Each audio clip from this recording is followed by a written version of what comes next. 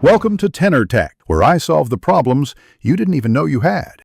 You start by confirming your Apple ID and password because you need the exact account that made the backup.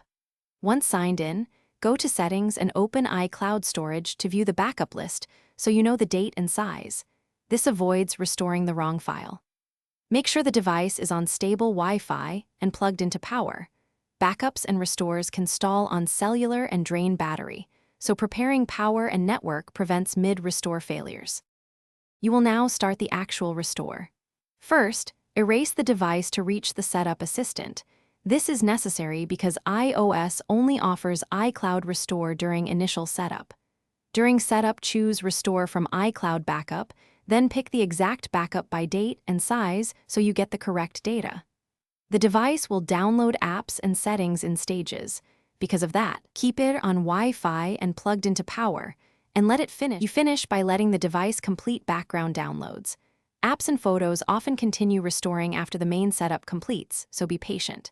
If the restore fails, make sure there is enough free space on the device and on iCloud, and confirm Wi-Fi is stable because interrupted downloads cause partial restores.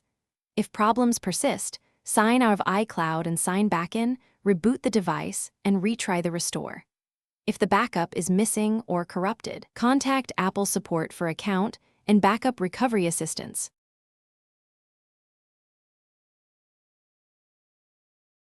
Thanks for watching. Subscribe to keep your life in tune.